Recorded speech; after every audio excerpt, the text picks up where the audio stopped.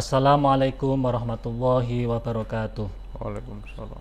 Alhamdulillahirabbil alamin wa bihi nasta'in ala umuri dunya waddin sayyidina wa maulana Muhammadin wa ala alihi wa sahbihi ajmain. Rabbi shrah li sadri wa yassir li amri wahlul 'uqdatam min lisani yafqahu qawli amin. Pemirsa Majid TV, para penonton dan sahabat ngopi dimanapun Anda berada, pertama-tama mari kita panjatkan syukur kita kehadirat Allah Subhanahu wa taala yang mana pada kesempatan kali ini kita bisa bersua kembali di acara ngopi ngaji online perkara Islam. Kedua kalinya sholawat dan salam semoga tercurahkan dari Nabi Agung kita Nabi Muhammad SAW.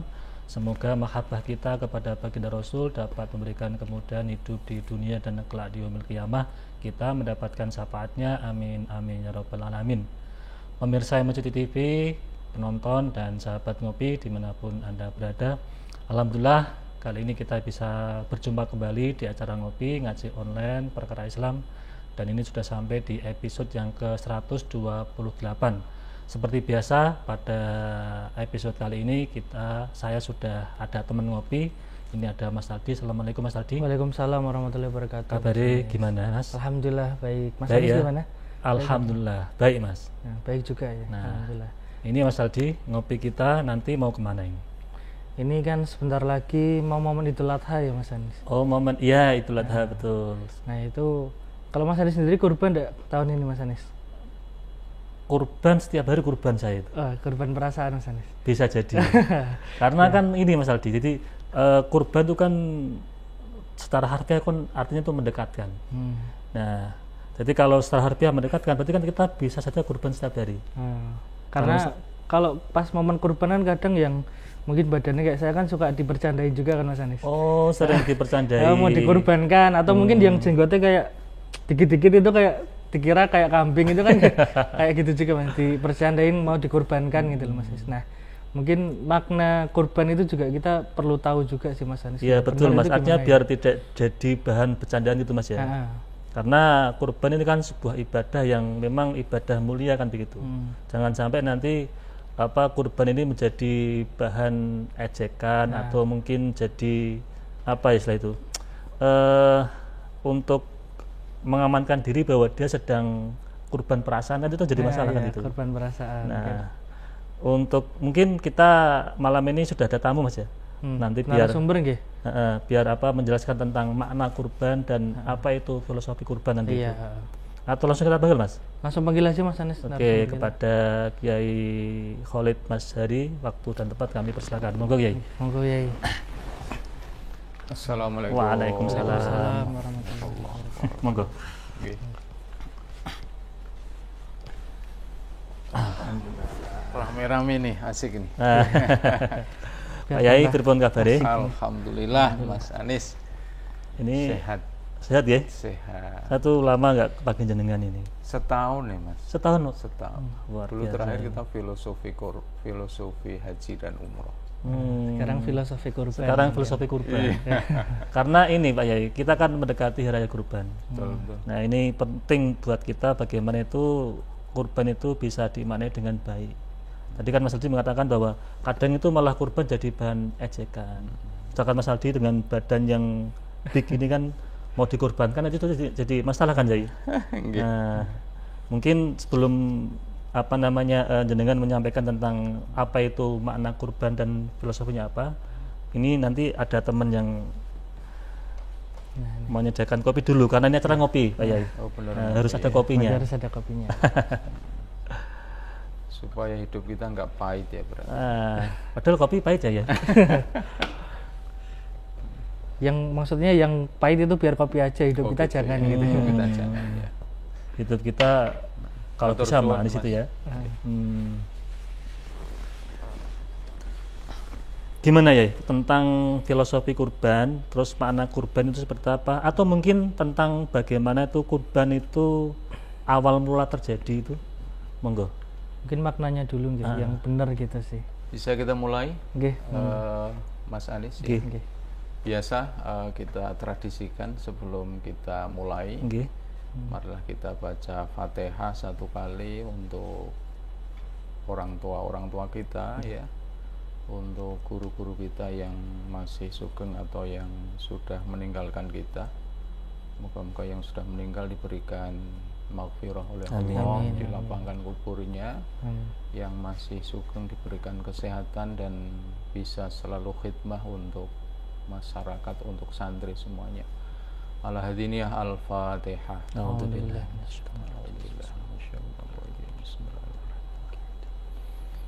Alhamdulillahi Rabbil Alamin Ar-Rahman Ar-Rahim Maliki Yawmiddin Iyyaka na'budu wa iyyaka nasta'in ihdinas siratal ladzina an'amta 'alaihim ghairil maghdubi 'alaihim waladdallin. Kita mulai ya. Nggih, Saya monggo. belum kenal Mas ini tadi sih. Aldi. Mas Aldi. Tapi bukan Aldi Tahir ya, Aldi yang beda lagi ini. Kayak artis ya. Baik, kita sapa dulu para pemirsa MAJT TV, pemirsa ngopi yang dirahmati Allah. Alhamdulillah malam hari ini kita bisa bertemu, dan kita ini pertemuan yang kesekian kalinya. Iya. Ini alhamdulillah berkat Mas Anis ya, saya bisa silaturahmi ke MAJT. Nggih, nggih, nggih. Baik, para pemirsa yang dirahmati Allah, nanti kita ngobrolnya santai saja. Nggih, ya, ya. Jadi Biar saya nggak serius terus ngobrol, banget, nggak nanti tegang gitu ya. kalau di tengah-tengah kemudian ada pertanyaan langsung dianu aja, Siap. disampaikan aja. Ya, supaya kita ya santai aja. Nggih, santai. karena ngopi harus santai ya. Ngopi itu harus santai. Ngopi serius itu kan. Baik, setelah saya dapatkan tema ini, saya malam hari ini akan bicara tentang sebenarnya ada 3 poin yang akan kita bahas. Moga-moga waktunya nyampe ya. Jadi tema kita malam hari ini saya ambil sejarah dan hakikat korban. Nah, ini harus hati-hati nih Mas Aldi. Kalau nulis dalam bahasa Indonesia itu harus hati-hati. Iya. Oh, iya. Jadi kalau kurban dalam pengertian kita mendekatkan diri itu biasanya kita pakai U, Pakai KU, KO. kurban. Oh, iya. Kurban. Tapi kalau misalnya di jalan raya itu ada kecelakaan gitu ya. Nah, itu Itu pakainya O. Pakai O. Oke. Maka kita harus teliti juga, harus. Berarti beda satu kata pun juga beda mana ya? Betul, betul. Dan itu sama dengan bahasa Arab ya. Satu titik bisa beda arti. Apalagi nanti kalau huruf ya bisa. Nah, sejarah dan hakikat korban itu saya nanti akan mengambil yang pertama sejarah korban pertama kali. Kurban pertama kali. Kurban pertama kali. Ya. Nah, kita biasa kemudian kalau mengatakan korban gitu. Iya. Ya. Tapi sebenarnya tulisannya itu pakai U. Tapi kalau kita sudah biasa itu ya ndak apa-apa. Artinya nek wis mlaku ki ora masalah. Ngombe kendi. Iya. Kendi kok diombe. Kendi kok diombe. Airnya harusnya. Godhog jarang. Jarang. Tapi nek wis mlaku ya boleh. Iya, iya. Nah, sama kita tadi saya menjelaskan itu kan supaya kita paham betul ya. Betul ya. Tapi kalau kita kemudian mengatakan korban itu ya, korban apa lek? Nah, misalnya sapi, nopo wedhus, ya enggak apa-apa mlaku ya. Jadi kita akan bicara nanti sejarah korban pertama kali, kemudian sejarah korban yang dilakukan oleh Nabi Ibrahim, lalu kita akan sampai kepada hakikat korban. Dan yang terakhir ini kalau nanti masih cukup waktunya, kita akan bahas tentang hikmah korban atau filosofi korbannya. Nah, kita akan mulai yang pertama kali, Mas Aldi dan Mas Anis ya. Jadi seperti jenengan katakan tadi bahwa korban itu dalam bahasa Arab artinya, maksudnya akar katanya itu koroba. Koroba. Koroba itu artinya dekat.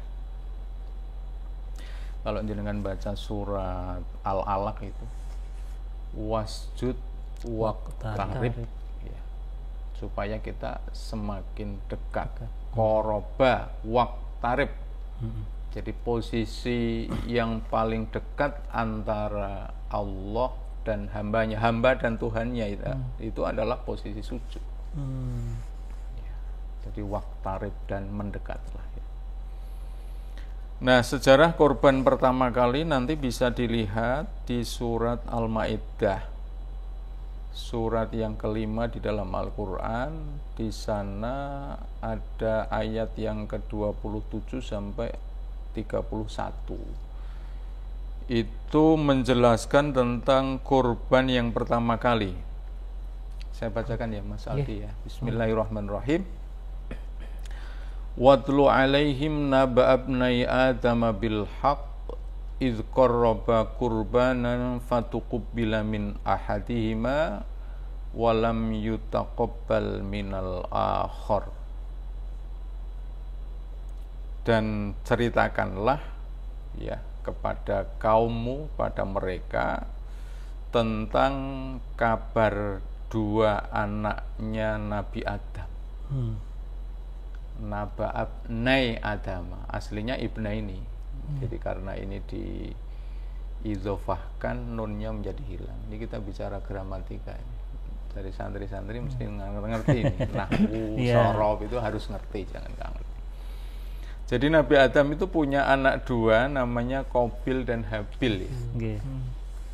Qabil dan Habil itu. Nah, Qabil dan Habil itu lahirnya itu secara gandengan ceritanya dalam cara kembar itu. Kembar. Tapi kembarnya itu kembar langsung laki-laki dan perempuan. Misalnya Qabil dengan siapa? Kalau nggak salah itu namanya perempuannya antara Yafis dan Iklimah. Jadi Qabil dengan, nanti diurutkan ya. Saya nggak begitu persis. Jadi ada Qabil, ada Yafis, ada Habil, ada Iklimah. Tetapi ketika kemudian mereka besar, itu kemudian mereka akan dinikahkan. Itu yang dinikahkan justru bukan pasangan kembar yang lahir darinya. Silang berarti. Jadi disilang. Dan ini dalam istilahnya dalam sejarah syariat masih diperbolehkan karena orangnya belum ada. Baru itu aja. Belum ada. Jadi makanya nganunya disilang begitu tadi. Nah, kalau sekarang yang tidak boleh, artinya tunggal kandung kok nikah ya tidak boleh. Dan itu juga atas perintah Allah juga gitu. Iya, atas perintah Allah ya. Jadi mungkin ya semacam wahyu ya Mas. Wahyu. Nah kemudian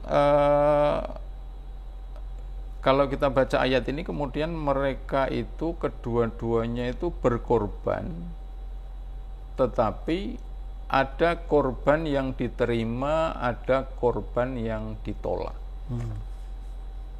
Jadi kalau pada sampai ayat ini kita menjadi kita menjadi tahu bahwa tidak semua korban itu diterima. Oke. Jadi semua korban itu artinya tidak semua diterima. Tidak diterima. Berarti ada syarat yang untuk diterima atau gimana? Betul, ada syarat yang harus diterima, misalnya keikhlasan. Ya, keikhlasan. Apalagi ya, misalnya. Ya, terutama keikhlasan itu, ketakwaan itu. Artinya untuk dalam rangka mendekatkan diri kan, Yai? Bukan untuk pamer atau untuk bukan untuk riya. Iya. Tapi termasuk kalau memilih kurban yang terbaik itu pripun? Ya tetap boleh. Harus ada keikhlasan juga gitu. Ya harus ada keikhlasan. Jadi sampai ayat ini kita bisa memahami ternyata ada korban yang diterima dan tidak. Fatuqubbila.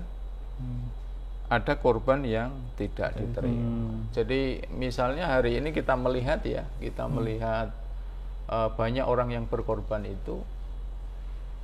Kalau kita kemudian mengacu kepada ayat ini, maka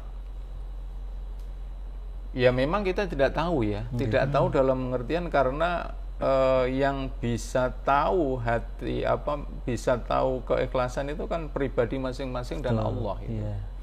Tetapi maksudnya saya ingin katakan bahwa di situ sebenarnya ada korban yang ditolak juga. Kalau memang niat orang yang berkorban itu bisa jadi untuk riya, tidak tulus. Seperti yang dilakukan oleh anaknya Nabi Adam ini.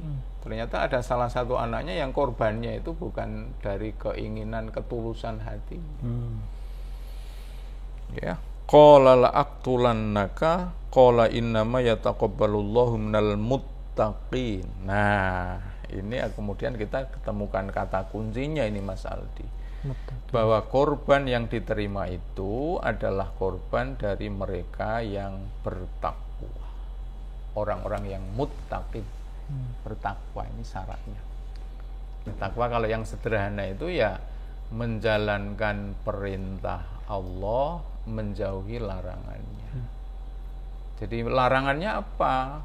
Oh, larangannya misalnya korban tidak boleh untuk sok-sokan, pamer, untuk apalagi ini lagi hampir 2024 ya. Tahun politik. Nah, tahun politik ini kan mungkin bisa saja orang berkorban tapi dalam rangka untuk jabatan. Ya, ini bukan nyindir para politikus ya. Tapi paling tidak maksudnya kita ingatkan bahwa ada korban yang diterima, ada korban yang tidak diterima. Jadi kalau niat korbannya itu bukan karena takwa, bukan karena tulus, ini nanti akan ada di akhir pembahasan kita itu. Ayat ini juga itu. Maka ya sia-sia korban yang kita lakukan itu. Jadi artinya ketika kita berkorban tapi dengan niat yang mungkin tidak sesuai niat dengan syariat Islam itu ya. Iya. Itu mungkin tadi kayak ceritanya anaknya Nabi Adam itu yang ditolak itu ya Pak. Iya. Ya, jadi itu tadi kita belajar lewat ayat ini. Saya kira tidak hanya sekedar korban ya. Jadi segala sesuatu itu ternyata kita harus lakukan dengan cara yang tulus. Itu nama penyanyi juga ya, Tulus ya. Kiainya milenial. Tahu penyanyi. Ya. Dengerin juga berarti Oh iya, itu suaranya bagus. Jadi kita belajar itu, jenengan datang ke sini ini ya, kita kumpul kayak gini, ngopi kayak gini, kita harus ikhlas juga. Termasuk juga boleh bisa dikatakan kurban enggak ya? Ya, korban dalam pendekatan makna yang lain. Iya, artinya kan bisa juga itu berkorban gitu ya. Iya, berkorban waktu kan gitu ya. Berkorban waktu, berkorban tenaga. Dan itu perlu kita dasari dengan muttaqin.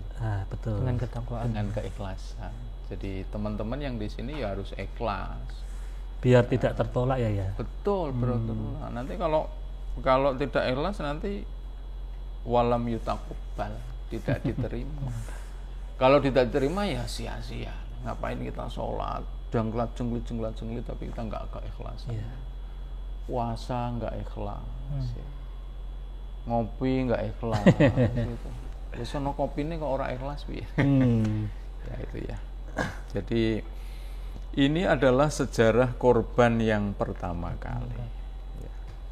Bahkan kemudian ketika korbannya ditolak itu, malah yang ditolak itu kalau nggak salah yang kopil. Ya, yang ditolak itu ya. Kemudian mengatakan la imbasatta ilayya yadaka litaqtulani ma ana bibasiti yadiya ilaika la aqtulannak ya. Ora diterima malah mengancam akan membunuh saudaranya. Ya, akan membunuh saudaranya. Inni akhafullaha rabbal alamin.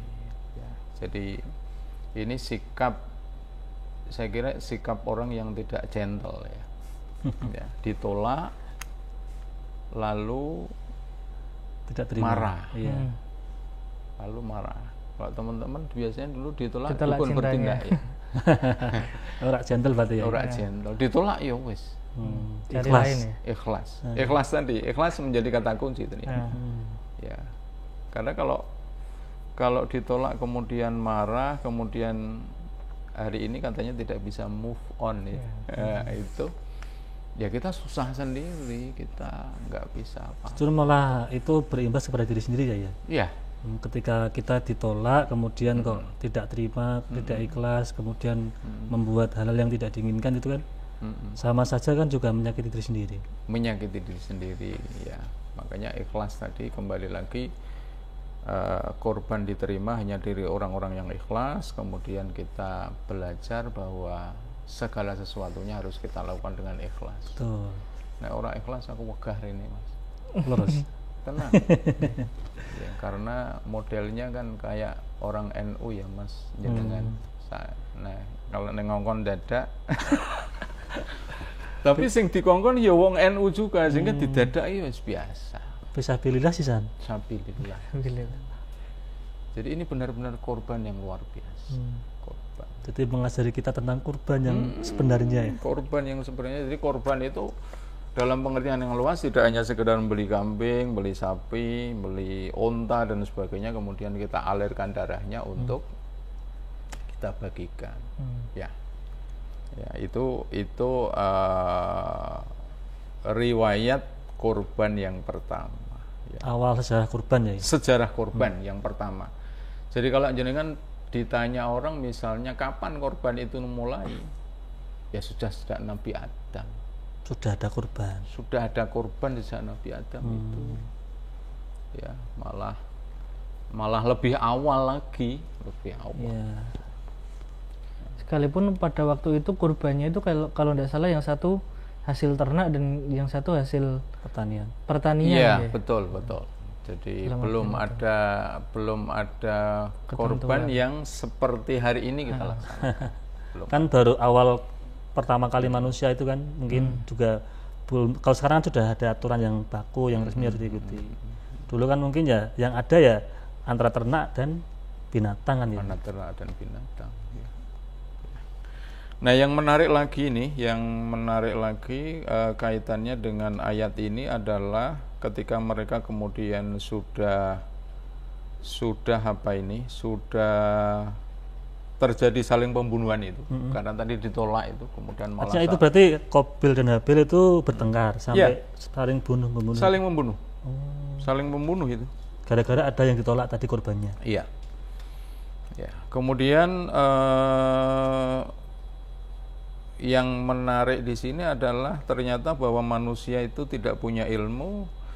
Setelah ayat selanjutnya, kemudian kita lanjutkan pada ayat faba'atsallahu ghuraban yabhasu fil ard liyuriyahu kaifa yuwari sau'ata akhi.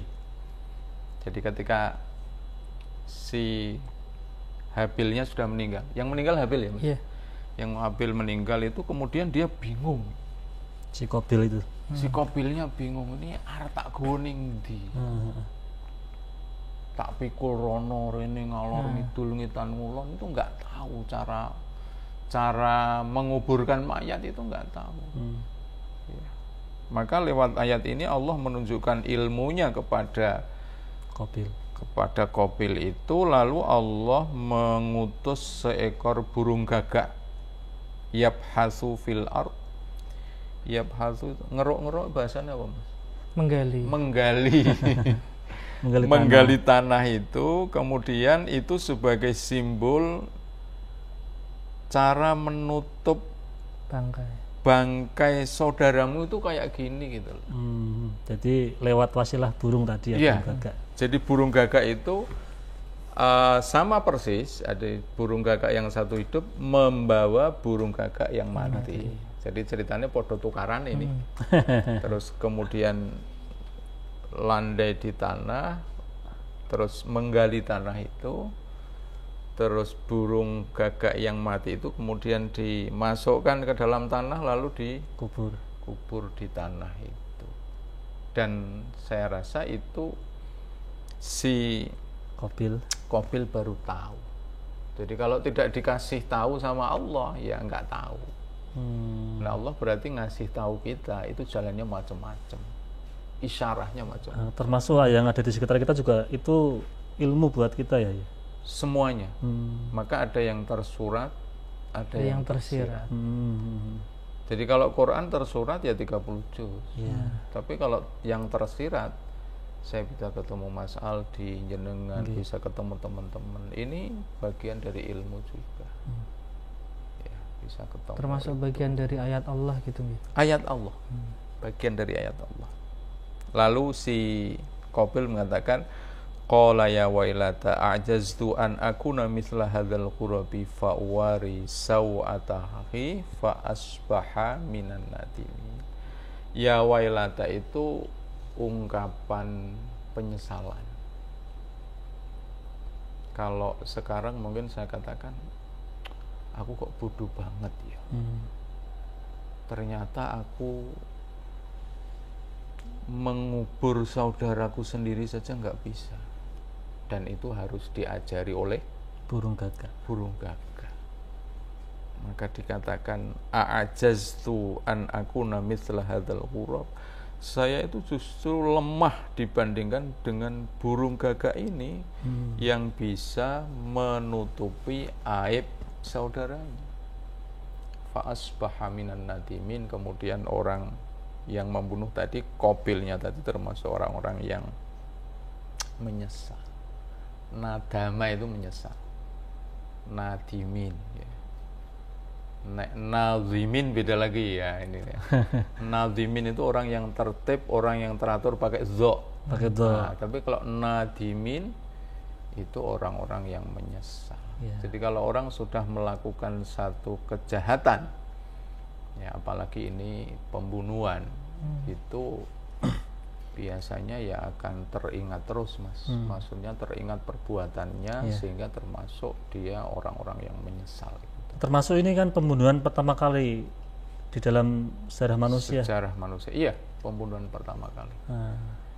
Pembunuhan yang pertama kali, dan ini kalau kita lihat di surat Al-Baqarah ayat 30 itu, kisaran antara 30 sampai sekian itu kan wujud dari apa yang pernah di cara gampangannya diinikan apa ya Mas ya, dipikirkan oleh malaikat ya. Wa idz qala rabbuka lil malaikati inni ja'ilun fil ardi khalifah, dan seterusnya, ataj'alu fiha may yufsidu fiha wa yasfiku dima. Loh, kenapa Tuhan kok akan menjadikan orang yang sebagai khalifah ya, manusia. Khalifah, tapi mangkeh tujuannya hanya membuat kerusakan. Yang kedua adalah wa yasfiku dima, mengalirkan darah. Mengalirkan darah itu maksudnya ten pinaten. Senengane mateni wong. Ya. Dan itu terjadi banyak sekali ya. Terbukti Qabil dan Habil tadi. Terbukti, jadi Qabil dan Habil tadi ternyata sudah mulai terjadi pembunuhan yang pertama. Jadi gara-gara kurban, dampaknya ada korban itu ya. Ya, kurban dampaknya korban itu. Jadi kita hindari ya, jangan sampai kita kemudian apalagi kok sampai menghilangkan nyawa orang lain, jangan. Orang usah dihilangke mati dewi kok. Jadi walaupun sakit hati, kecewa itu jangan sampai kita terus nekat membunuh orang gitu ya. Jangan. Ya nanti kalau kita seperti itu menjadi berarti yang dipersepsikan malaikat itu benar gitu loh. Nah, jadi kita jangan menjadi orang-orang yang dipersepsikan oleh malaikat kita yang melakukan hal-hal kerusakan dan pembunuhan itu. Oke, ini menarik sekali tadi tentang bagaimana itu sejarah kurban awal pertama kali gitu. Pertama kali. Ya. Dan nanti di segmen berikutnya kita akan sampaikan bagaimana ceritanya kemudian Ibrahim berkorban dan sebagainya. Yang mungkin diketahui oleh halayak umum kan tadi antara Nabi Ibrahim dengan Ismail kan begitu. Betul. Tapi sebelum kita bahas ya, kita akan jeda iklannya mulai dulu.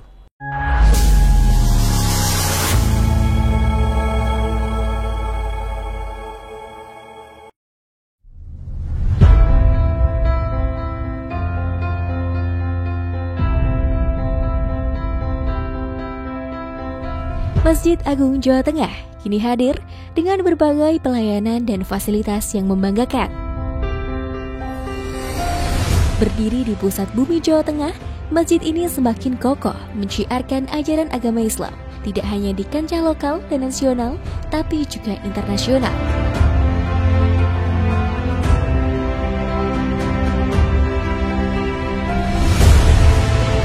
Mengikuti perkembangan dan kebutuhan masyarakat, Masjid Agung Jawa Tengah mempersembahkan sebuah lokasi yang mengantarkan, lokasi yang membekali untuk ibadah yang suci, manasik haji dan umroh Masjid Agung Jawa Tengah.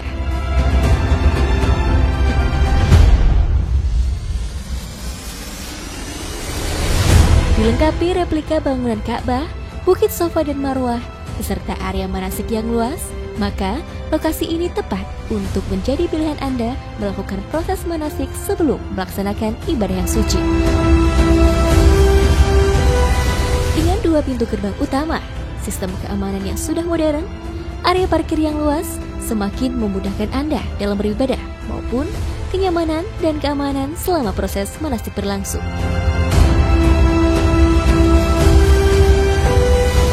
Hal penting lainnya adalah kemudahan akses untuk penginapan Hotel Geraha Agung, akses oleh-oleh Semarangan dan Jawa Tengah, tempat beribadah yang nyaman, juga akses wisata kota Semarang untuk sekedar memanjakan mata, menikmati hamparan kota dari atas menara. Tentunya, ini semua demi pelayanan yang mengedepankan kepuasan Anda sebagai pelanggan. Dengan berbagai macam kelebihan tersebut, maka lokasi manasik di Masjid Agung Jawa Tengah layak menjadi pilihan Anda sebelum melaksanakan ibadah yang suci ataupun untuk proses pendidikan putra-putri kesayangan.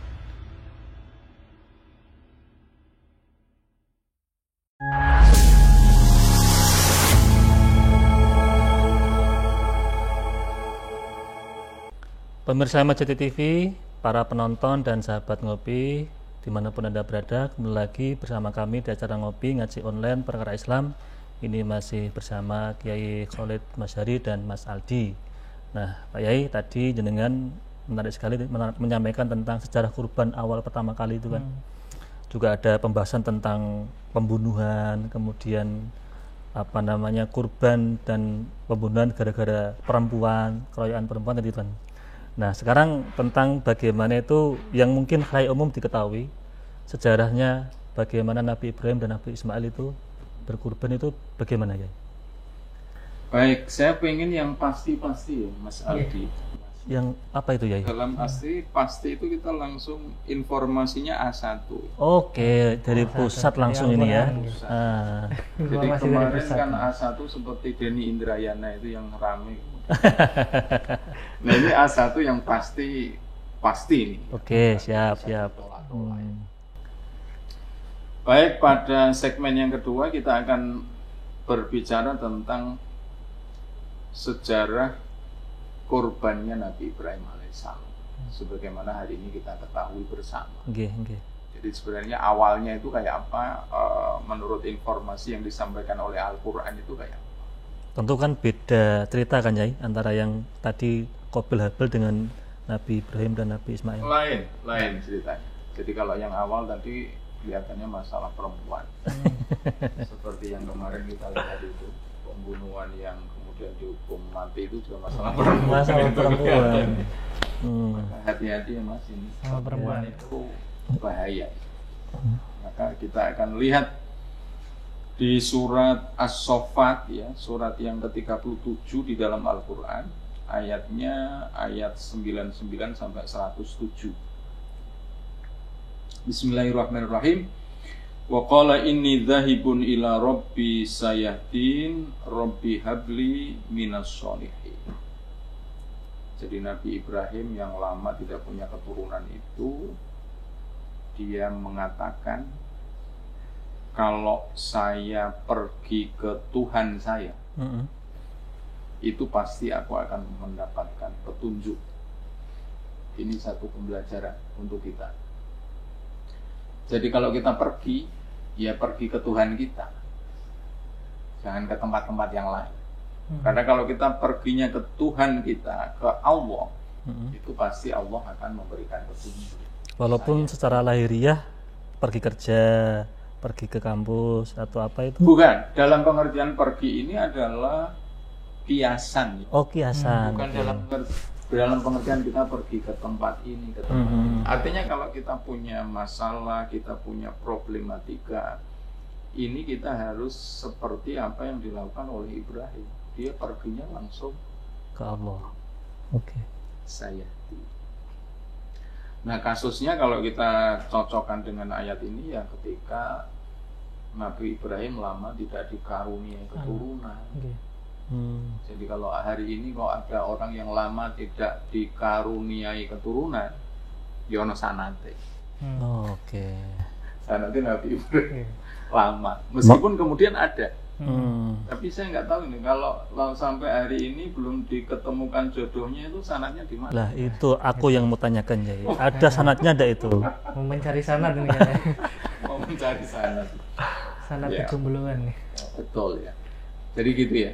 Jadi kalau kita masalah Lari ke Allah. langsung larinya tahu. Hmm. Kalau di Al-Quran itu yang lain menyebut wasta'inu bisobri Wassalam. Jadi sholat itu kita pergi kepada Allah. Hmm. Lalu di hadapan Allah Nabi Ibrahim bermohon. Jadi kalau kita sudah pergi ke tempatnya Allah itu, ambil sajadah, ambil air wudhu, kemudian yang dilakukan seperti yang dilakukan oleh Nabi Ibrahim adalah berdoa dan memohon. Rabbi habli minas sholihin. Ya Allah, berikanlah aku keturunan yang soleh. Itu doanya Nabi Ibrahim. Doanya Nabi Ibrahim. Ini dalam pengertian kalau kita kasuskan sesuai dengan ayat ini, ya maksudnya minta keturunan. Iya. Nah, minta keturunan kalau Nabi Ibrahim cukup mengatakan minas sholihin, sing soleh. Jadi boleh diamalkan ya. Iya, Walaupun ini Mas Aldi belum menikah. boleh. Ya, jadi kalau soleh itu nanti cocoknya di mana-mana. Oke. Untuk apapun itu ya. Untuk apa? Kalau kontaknya Nabi Ibrahim berarti untuk keturunan. Untuk keturunan. Ya. Rabbi habli minas sholihin. Nah, wis tekan ning ngarepe Allah ya minta. Jangan diam aja.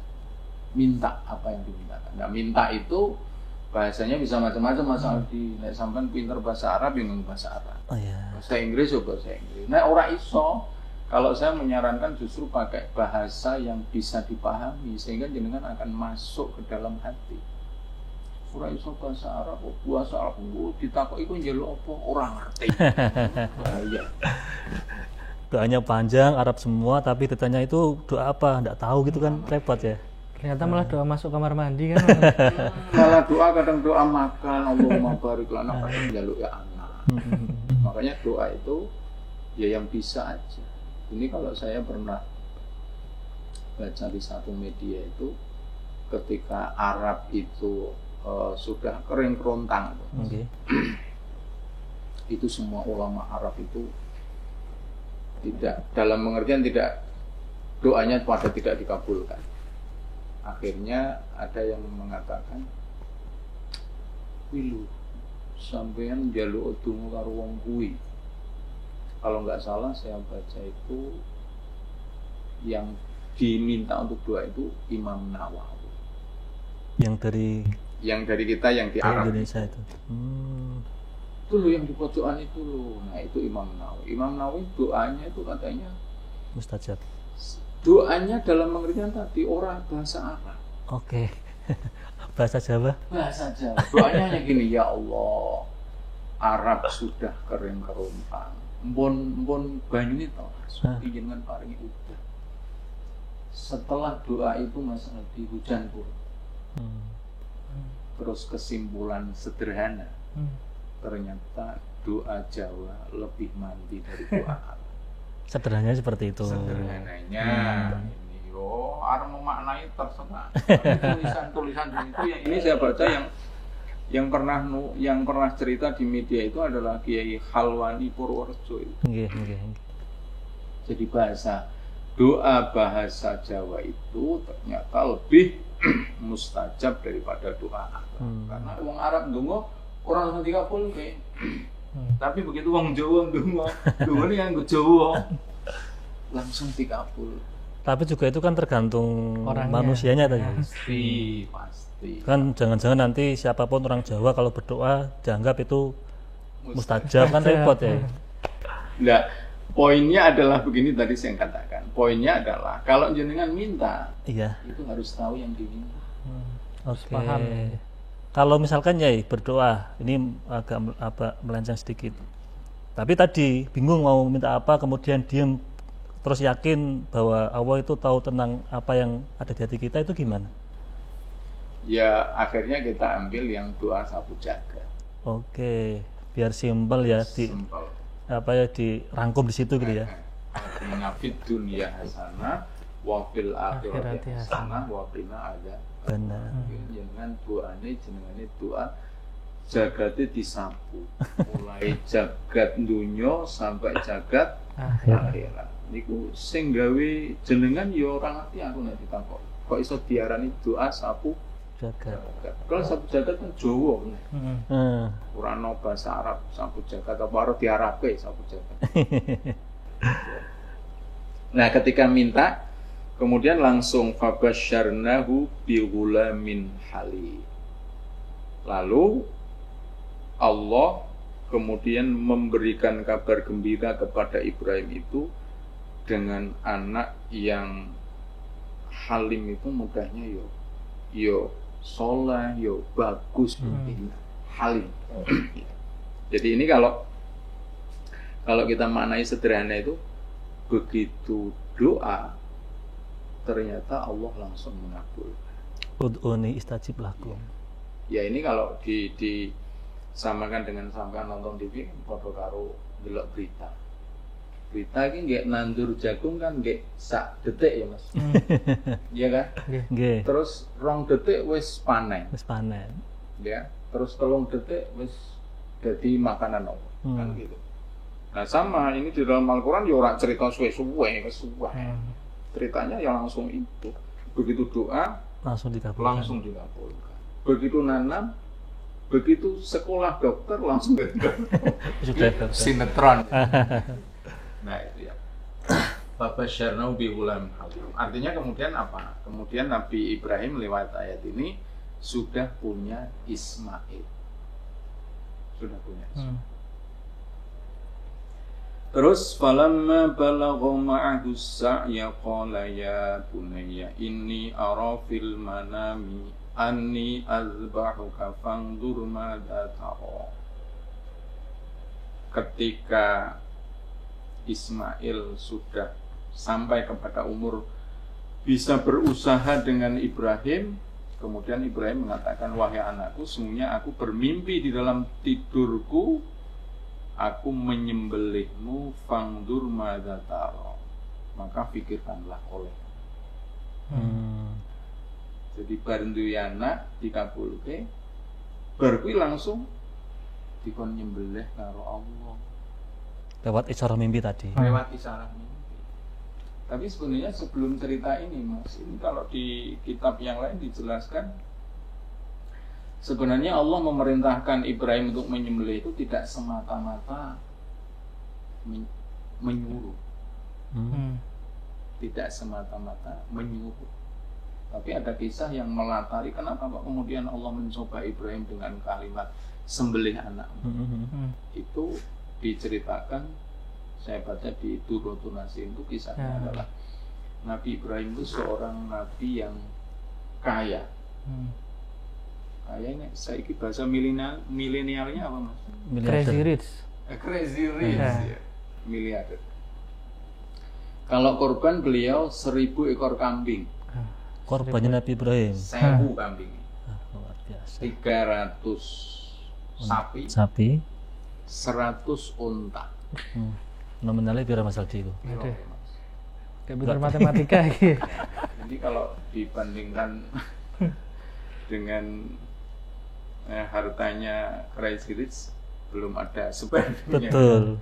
Dan ini sendirian Mas, korbannya sendirian, orang korban urunan, Untuk urunan. Untuk gitu, sendiri berarti ya? Enggak, itu artinya dikeluarkan sendiri. Jumlah 1000 kambing, 300 sapi, 100 unta itu dia mengeluarkan sendiri. Jadi kan luar biasa. Betul. Yeah. Kaya, crazy, rich, kemudian dermawan. Nyah-nyoh. Pak Dikron nyah-nyoh. Pak Dikron ya saya tuh nyah-nyoh. Wong dermawan tuh nyah-nyoh. Ono wong teko nyah, ono wong teko Nyoh. Nah, begitu korban itu kemudian dilakukan. Kalau sekarang viral ya Mas. Ono wong korban sakmu mesti viral. Geger ya judulnya kan. Weh, ya ora terima numpak moge kok sing viral. Korban ini viral. Pada saat itu juga viral ya. Viral. Viral sampai malaikat krungu Mas. Viral sampai tekan langit Mas Aldi. Tekan langit. Nah, saiki kan paling ning medsos dunia maya. Iya. Nah, iki tekan langit. Ya. Perlu contoh Mas Aldi. Dengan nanti korban berapa ratus. Biar viral ya. Nah, itu nanti nggak ikhlas. Karena sesuatu. Biar viral ya. Biar viral. Kalau ini enggak, Nabi Ibrahim enggak. Jadi malaikat dengar, manusia dengar, dan malaikat dan manusia dengar itu kalimatnya fata jabanna wal malaikat. Jadi malaikat dan manusia itu terheran-heran, melongok, Gumun ya. gumun, ajib. Kok iso nih? Kok iso wong kaya ngono kuwi wong ndi? Nah, begitu keluar kalimat itu Mas, itu kemudian Nabi Ibrahim agak muncul sifat manusianya. Ini kalau terjemahan saya gampangnya itu. Jadi nek wong dilem itu, nek cara wong Jawa, wong kok dipuji itu biasanya orang kuat. Ya. Nah, saat itu belum punya anak Mas. Kemudian Nabi Ibrahim keluar dari lisannya kalimat itu. Kullu ma tuqarrabu bihi laisa bisyai'in indi. Jadi segala sesuatu yang aku lakukan itu belum apa-apanya. Dari mulut Ibrahim itu tentang 1000 ekor kambing, 300 sapi, 100 unta. Nabi Ibrahim mengatakan ini belum ada apa-apanya. Kalau sekarang kecil, gampang. Itu masih banyak harta saya mungkin begitu. Iya. Itu dan saat itu ketika itu Nabi Ibrahim belum punya anak. Itu mungkin yang melatar belakangi. Iya. Mendasari kenapa kok anaknya itu disuruh untuk sembelih itu mungkin ya. Nah, ini ada lanjutan. Iya. Oh, iya. Sampai kemudian mengatakan wallahi. Nah, ini bersumpah, berjanji. Sama seperti orang-orang ini yang mau kampanye itu Janji-janji palsu. Janji palsu, PHP. Laukan ali ibnun la adbahannahu fi sabilillah wa utaqarrabu bihi ila Allah. Ini sing medeni kalimat itu. Jadi Nabi Ibrahim mengatakan demi Allah seandainya aku punya anak laki-laki, maka aku akan sembelih dia di jalan Allah dan akan aku jadikan cara untuk bagaimana aku bisa dekat dengan Allah. Ikut janji Nabi Ibrahim. Janji Nabi Ibrahim sebelum punya anak. Jadi biasanya nek urung duwe kan apa tak turuti ngono ya. Janji sing ora angkat dadi DPR. Karena belum jadi. Belum jadi. Dalane sampean Mas Aldi tak aspal kan. Asim kita gum tak ganti. Itu tadi buah lali. Nah, sebenarnya yang melatar belakangi ini yang menarik ini kelihatannya apa ya? Banyak yang ini pas untuk tahun 2024 ya. Banyak yang belum tahu ini kelihatannya kalimat ini. Iya. Wallahi law kana li ibnun la azbahannahu fi sabilillah wa utaqarrabu bihi ila Allah. Sampai hafal. Karena apa? Menarik sekali kaitannya dengan korban. Seandainya aku punya anak laki-laki, akan aku korbankan dan akan aku jadikan cara bagaimana aku lebih bisa mendekatkan diri kepada Allah. Saat itu belum punya anak. Padahal itu lama sekali nggak punya anak beliau. Lama. Sampai dikon nikah meneh kan sama istrinya Siti Sarah. Yeah. Siti Sarah kemudian mengatakan nikah lagi bisa Mas, karena jenengan Nabi dan nanti akan istilahnya akan membuat keturunan. Betul. Nah, sebenarnya ayat ini kemudian yang mendasari kenapa ada ayat inni arafil manami anni azbahuka fangdur madza. Ini yang melatari. Jadi ada ayat yang mengatakan aku bermimpi menyembelih kamu, pikirkanlah olehmu. Itu karena tadi latarnya. Ya. Jadi seandainya Nabi Ibrahim dulu tidak berjanji mengatakan kalau aku punya anak laki-laki akan aku sembelih, jangan-jangan tidak akan muncul ayat ini. Mungkin juga tidak ada kejadian tentang penyembelihan Nabi Ismail itu ya. Ini lepas dari skenario-nya Allah. Berarti harus hati-hati Mas Aldi. Kalau kita sedang mungkin mengucapkan sesuatu termasuk janji-janji itu kan. Mungkin tadi sedang senang Mas Anis. Oh iya. Kan karena lena mungkin, gitu ya dengan ada pujian mungkin. Sehingga tertantang untuk tadi kalau aku punya anak nanti aku sembelih di jalan Allah kan gitu. Kita lanjut Mas Anis. Nggih. Qala ya abatif alma tu'mar satajiduni insyaallahu minas sabiri. Ini jawaban anak yang soleh. Jadi ketika diajak dialog oleh bapaknya, dia langsung mengatakan, kalau itu memang perintah Allah, maka lakukan saja perintah itu, bapakku, dan engkau akan menemui aku termasuk orang-orang yang sabar. Jadi ini korelasinya kalau kita urutkan dengan kalimat tadi, Robbi habli minas sholihin, ya Allah berilah aku anak yang soleh. Nah, anak yang soleh itu nurut. Kalau diajak dialog, diajak rembukan, diajak musyawarah, nurut. Apalagi ini perintah Allah. Nah, nyatanya terbukti di sini. Artinya terbukti dengan anaknya yang soleh tadi ya, nurut itu ya. Anaknya yang soleh ketika bapaknya mengatakan saya kok mimpi, dan mimpinya sampai 3 kali. Mimpinya sampai 3 kali. Maka kemudian ada hari yang namanya Tarwiyah, kemudian ada Arafah. Tarwiyah mimpi pertama itu masih ragu. Jadi Tarwiyah itu menyala, masih bingung. Iki tenan kok ora, iki setan apa ora. Sampai 2 sampai 3 kemudian Arafah. Jadi Arafah itu artinya maknanya yakin. Arafah itu maknanya tahu. Ya. Ada ungkapan ya Mas Anis, laulal murabbi ma araftu rabbi. Seandainya tidak ada guru yang mengajari saya, maka aku tidak akan tahu Tuhan. Jadi Arafah. Makanya kemudian ada wukuf di Arafah. Jadi wukuf di Arafah itu artinya simbol bahwa Anda di situ tuh harus benar-benar tahu, harus menemukan jati diri Anda. Tentang diri Anda itu ya. Tentang diri Anda, Arafah. Nah, kalau dikaitkan dengan ayat ini, kasus Nabi Ibrahim Arafah sudah mantap itu adalah merasa yakin bahwa ini adalah perintah Allah. Sehingga ya akhirnya dilanjutkan, falamma aslama wa tallahul jabin wa nadainahu ayya Ibrahim qad saddaqta ru'ya inna kadzalika najzil muhsinin. Aslama berserah keduanya. Ada alif tasniyah itu berarti isinya ada 2, Ibrahim dan Ismail. Wa tallahul jabin itu artinya sudah membaringkan. Membaringkan itu artinya Ismail sudah siap diposisikan untuk disembelih. Sudah tinggal menyembelih saja.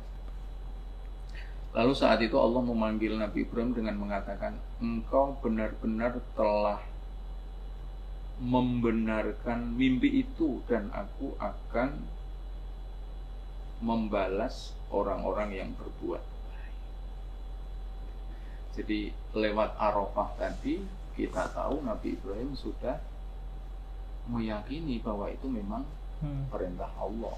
Dan kalau itu perintah Allah, Allah sudah berjanji, kalau kamu berbuat baik, akan aku berikan balasan bagi orang-orang yang muhsinin, berbuat baik. Dan ini termasuk juga penepatan janji, ya? Karena Nabi Ibrahim kan ngomong tadi kan ingin menyembelih, terus ini juga dilakukan. Nah, ini bedanya Ibrahim dengan yang lain. Jadi kalau Ibrahim, kalau sudah keluar dari lisannya, dia penuhi yang dia janjikan. Sesuai dengan apa yang dia omongkan. Sesuai. Jadi buatan plan tadi ya. Iya. Dan ini kita beri, maksudnya ini contoh benar bagi yang nanti mau maju ke 2024. Baik legislatif atau mungkin DPR. Iya. Presiden barangkali ini pas. Jadi kalau sudah keluar dari sini, lakukan. Kalau kamu melakukan ini, maka Anda adalah Balasannya. Ibrahim milenial. Wah, mantap. Ibrahim milenial. Mantap itu Ibrahim milenial. Jadi Nabi Ibrahim penepat janji, Ya, tidak umbar janji tapi menepati janji. menepati janji. Makanya Allah akan mengatakan inna kadzalika nadzil musinin. Inna hadza lahuwal balaul mubin, ini adalah cobaan yang sangat berat. Anak satu-satunya penyembelih. Ditunggu-tunggu lagi. Ditunggu-tunggu lama sekali. Ini semua berat. Wa fadainahu bidzibhin adzim. Kemudian Allah menebus Ismail itu dengan sembelian yang agung yang kemudian dimaknai kambing kibas dari surga.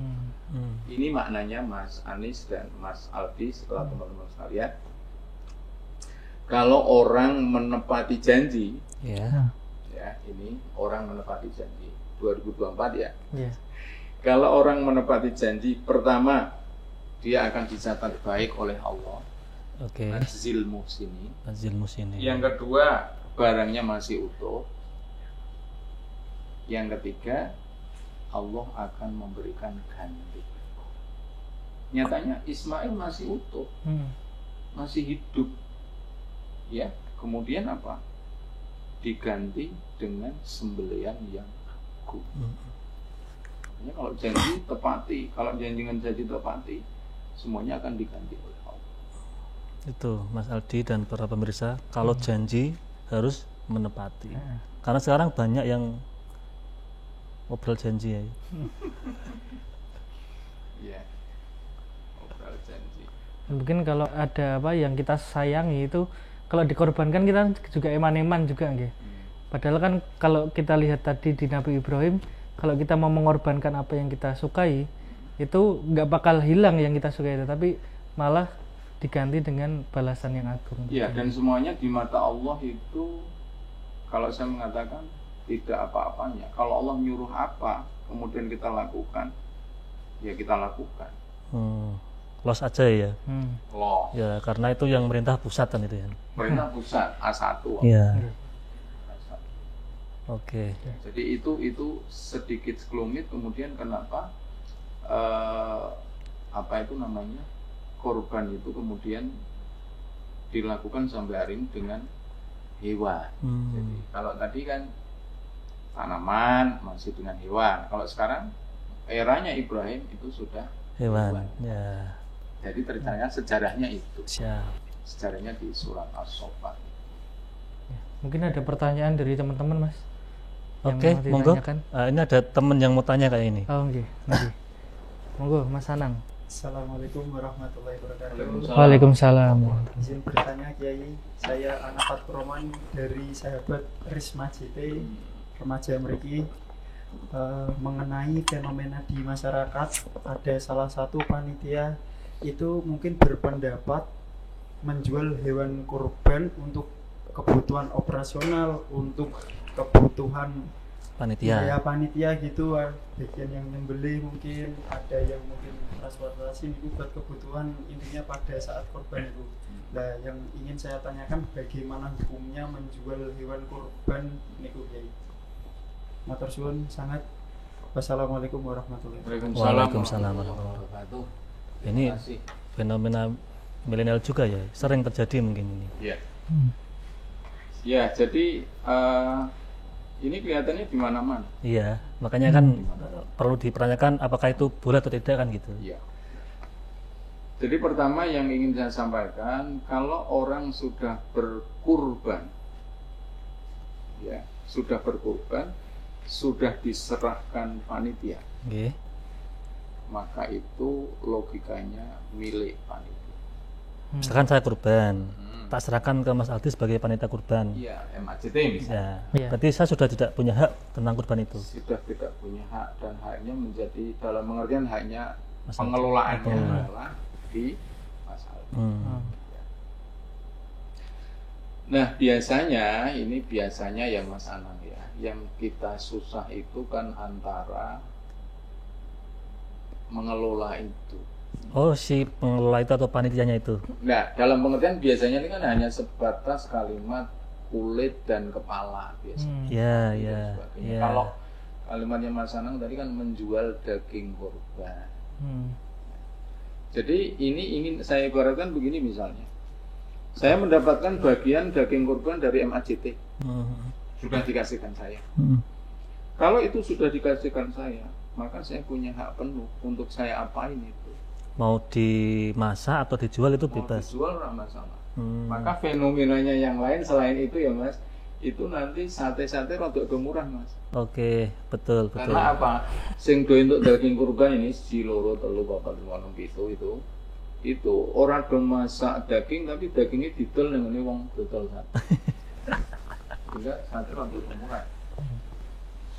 Nah, jadi itu yang pertama. Yang kedua biasanya ada yang begini. Jadi dari kulit kepala yang tidak bisa dikelola dalam mereka harus dikapak. Kulit sakmene akeh, kepala sakmene akeh kita. Sementara kita butuh dan sebagainya. Iya. Maka ada ini kalau orang ahli fikih ya. Nggih, Kalau nggih, orang nggih. ahli fikih itu ada istilah namanya kelah. Dikelah ya. Kelah ngerti ya? Kelah itu kalau jenengan punya wedhus 40 kan harus mengeluarkan satu wedhus. Ya. Piye caranya orang mengeluarkan tak dol loro Sebelum waktunya. sebelum waktunya. Akhirnya kan enggak kategori. Akhirnya kan urung tekan 40. Nggih. Saya 38 kan urung. Nah, itu namanya kelah. Nah, ada yang ngelah juga begini, Mas. Kulit, kepala dan sebagainya serahkan kepada salah satu orang. Takmir masjid misal. Oke, nggih, Berarti nggih. itu kan sudah haknya takmir masjid. Ah, Orang sudah tidak punya semuanya. di luar pengelola tadi Di kurban. luar pengelola. Ya. Nah, terus takmir masjid kemudian berperan. Telepon.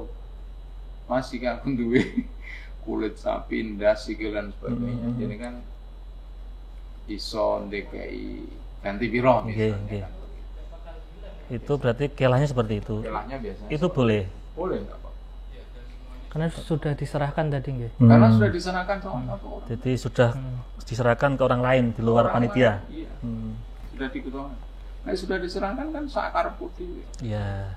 Harus tak gol, harus tak kayak ke wong, harus tak apa-apa. Terserah. Tapi kalau langsung panitia yang menjual ya itu berarti gimana? Nah, kalau yang panitia menjual mungkin masih agak agak Pro kontra. ya pro kontra meskipun tadi sudah katakan ketika orang sudah berkorban, Iya. itu Haknya.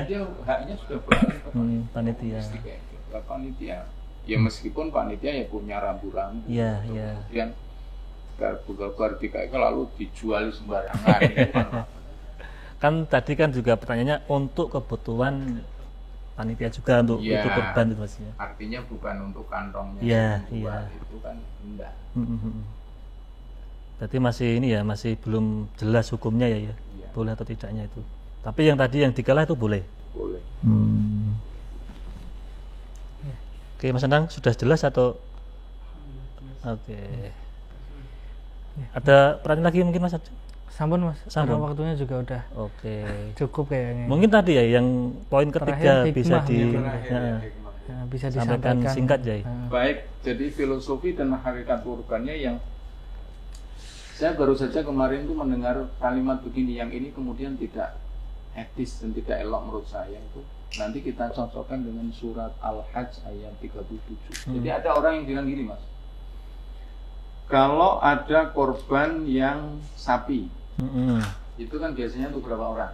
7 orang. 7. Nah 7 orang itu misalnya saya, kemudian jenengan, lalu ada peserta lagi yang perempuan. Iya. Nah ada yang berpendapat,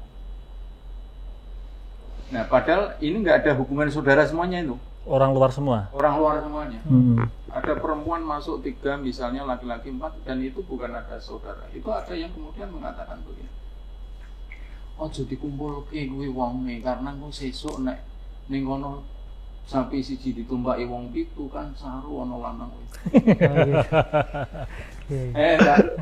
Nah itu kemarin ada pendapat seperti itu. Lalu saya jelaskan ini filosofinya bahwa saya bacakan ayatnya Iya, yang jelas. Ya, semoga nanti nggak ada pendapat yang seperti itu. Iya, iya. La yanalallaha luhumuha wala dima'uha walakin yanaluhu taqwa minkum. Kadzalika sakhkharaha lakum litukabbirullaha 'ala ma hadakum wa basyiril muhsin. Jadi Allah Mas itu tidak menghendaki darah dan daging. Tetapi yang dikehendaki oleh Allah itu adalah ketakwaan sampai. Jadi korban yang akan sampai kepada Allah itu bukan darah dan dagingnya. Maka kalau ada orang kemudian ini memahami seperti itu tadi, iki sapi siji ditumpaki wong pitu lanang wedok saru, itu pemahaman yang pendek. Artinya pemahaman sempit, dan itu juga artinya tidak mungkin terjadi kan itu. Ya kenapa tidak memahami bahwa Allah itu kaya? Iya. Misalnya yang sapi orang yang uyuran sapi satu itu misalnya 3,5 atau 4 juta dan sebagainya itu, Allah akan menggantinya 10 sapi misalnya, atau bisa sampai 700 sapi misalnya. Justru kan malah bisa tak kayak anakku, tak kayak sedulurku, tak kayak Risma JT, tak kayak ngendut tumpak itu. Berarti nek kayak ngene pemahamannya, itu berarti Allah hitung-hitungan banget. Padahal Allah nggak pernah ngitung. Gak sekalian ya itu kurban, gak usah sapi tapi mobil Avanza kan itu bisa cepet itu ya. Cepat juga muat berapa orang itu. Iya, jadi sekali lagi saya katakan memahami korban tidak boleh tekstual. Oke, itu intinya ya. Lahiriah. Tidak boleh lagi. Ya, maka tadi nek sapi siji kok ditumpaki wong pitu, terus kemudian ono lanang wedoke karena urunan jadi saru, itu harus dibuang jauh-jauh. Iya. Ini ngomong-ngomong saya ceritakan tambah sedikit lagi. Ini sama dengan orang wakaf. Ayat ini nanti bisa dipakai untuk wakaf. Kalau dulu Mas pemahamannya, nek misalnya saya wakaf AC. AC ini wis rusak, saya contohkan Masjid Agung ini. Masjid Agung diganti AC, AC koyo ngene, Pak, diganti-ganti. Wakaf AC kemudian AC-nya rusak. Lalu AC itu kan akan diganti baru. Lalu yang lama wakaf bilang tuh, oh diganti waktunya orang untuk pahala. Itu sering terjadi itu. Nah itu harus dipahami dengan ayat ini bahwa yang dicatat itu orang AC ini. Tapi Anda niat tulus ikhlas itu yang dicatat. Yang kemudian bahasanya di sini adalah takwa. Nah kalau misalnya AC wis rusak, nek diganti orang itu jarine engko pahalanya hilang. Masya Allah gelem AC rusak. Ya, artinya termasuk juga wakaf tanah untuk masjid, pembangunan. Jadi ojo ngantek pemahaman ini kayak ngono. Itu pemahaman kolonial. Padahal ini milenial. Jadi ayat Quran itu selalu milenial. Selalu terupdate terkini ya. Apalagi kalau ustadznya milenial. Nah, memberikan pemahaman.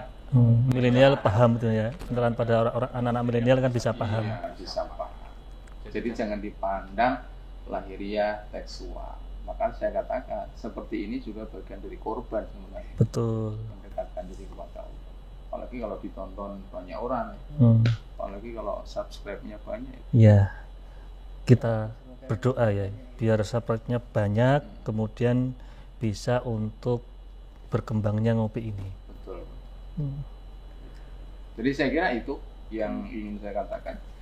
Closingnya adalah jangan memahami kurban itu secara tekstual. Siap. Iya. Tapi pahami secara kontekstual, rohani dan spiritual.